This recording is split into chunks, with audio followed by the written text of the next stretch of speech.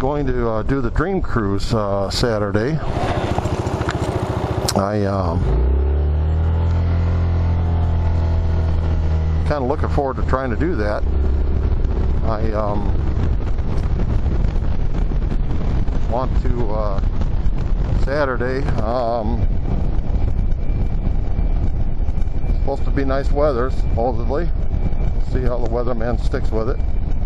But I'm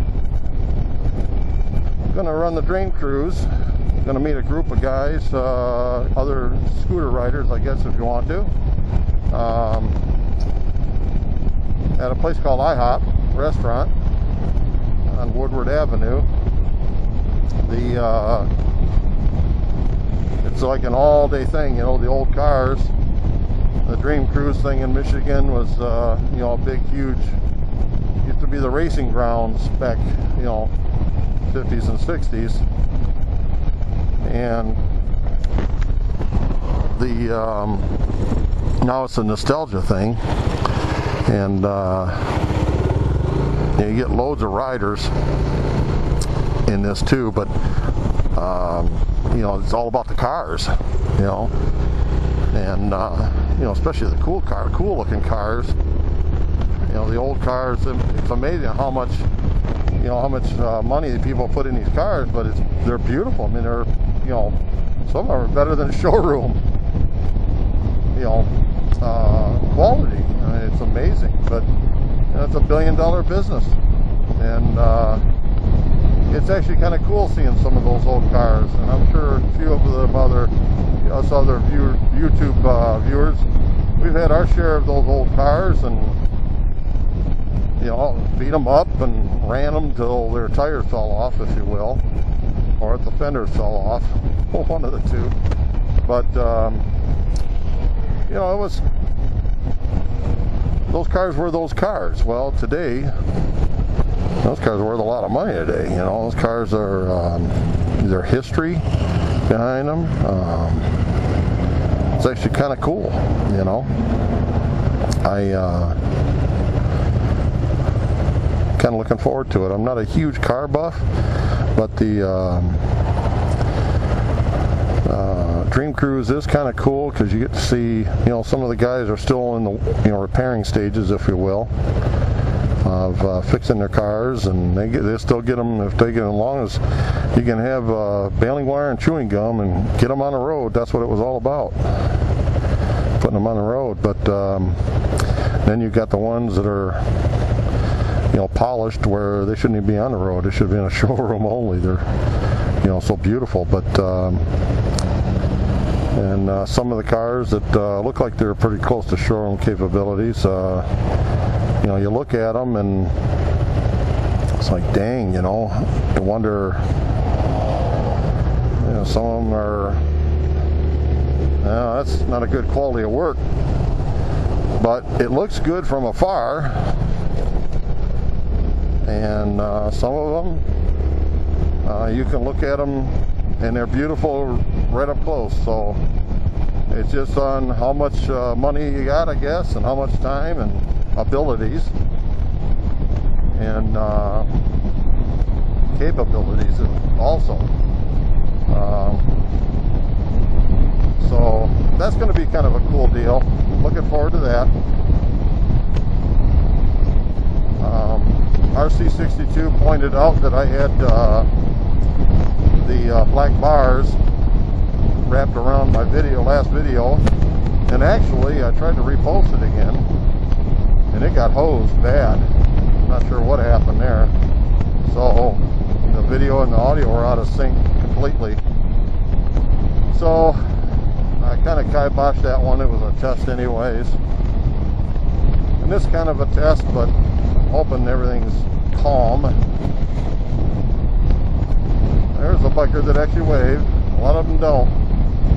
That's a whole nother subject. But anyways, you ride a scooter, you're not in that family sometimes. But you know, there's some that just feel that way and some that don't. Especially those Harley guys. Don't get me wrong, I like the Harleys. I think they're cool bikes, but it's not what I want. I mean, I've always felt that two wheels is two wheels, period. You know, if I'm licensed and I'm riding, and out with the, you know, the best of them. Well, they include me in, but some don't feel that way. But anyways, it was the old video was out of sync. So this one here, I'm trying to do again to see. I got rid of the black bars. There's a command in the tag lines that I had to put in to fix that. I don't know if it's just was the characteristic of the high def.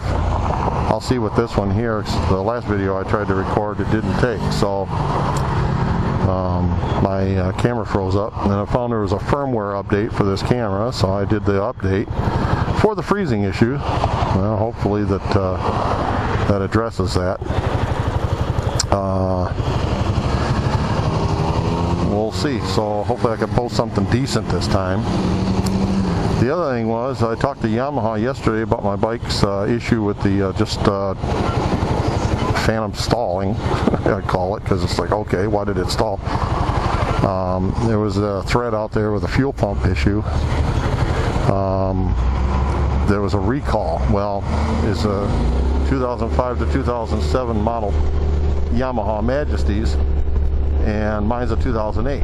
But again, because it was built in 2007 September, I thought it might apply, so I talked to him anyways, and the gentleman told me he was really cool about it. His name's Chad, and he was Yamaha. You know, he didn't give me the political runaround. He told me that no, that bike didn't apply because, you know, he had my VIN number and stuff, and he said that doesn't apply. They already fixed all them problems. Now, why it stalled? You know, give me 100 reasons, the same reasons I had in my head. Unfortunately, there's a huge amount of variables there. I was lower on gas than maybe comfortably, because mine works, my gas gauge got like these graphic bars, and down at the, I had 2 bars left, and that's supposed to be like the equivalent of a quarter tank, if you will.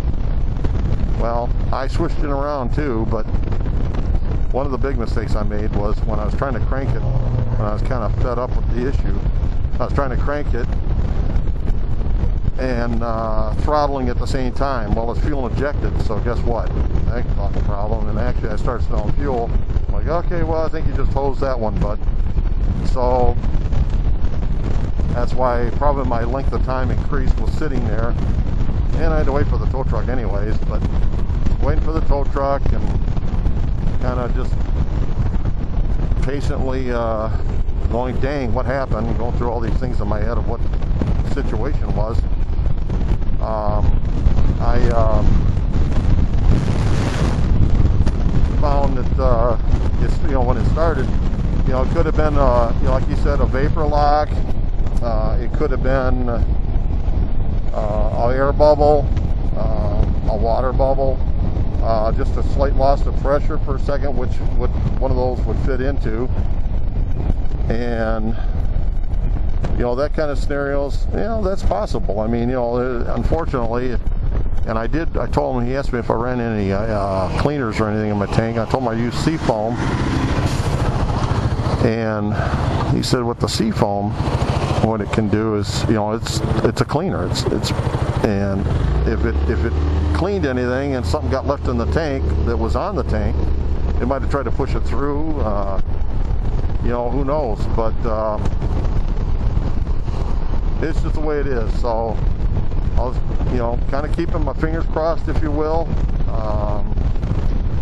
He told me if I had any more questions or any problems, to give him a call.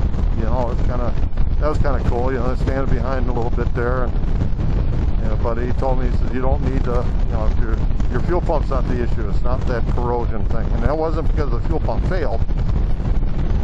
It was because of the corrosion wouldn't allow the fuel pump to turn on. That's what the recall was. It just wouldn't allow it to turn on because moisture got in there and corroded the connections, and well, there's no connection, there's no electricity, you got no pump because it can't turn on. But he asked me if I did hear my fuel pump kick on. Now the problem is trying to hear it, one, with the engine sound running, or the engine start cranking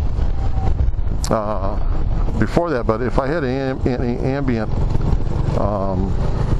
noise around me, I can't hear. You know, I couldn't hear it.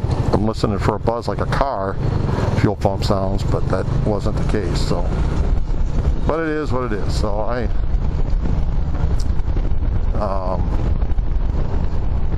I keep monitoring it. He told me that if anything's going to fail on this bike, it's going to generate a code.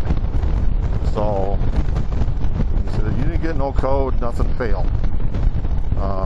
He said serious failures, which would make the bike stall and kind of stuff, I'd have a code. So, and some of them are not, once the code's generated, you can't restart it anyway. So there was kind of some stuff there that gave me kind of heads up and hints to what to look for. So I'm carefully monitoring it.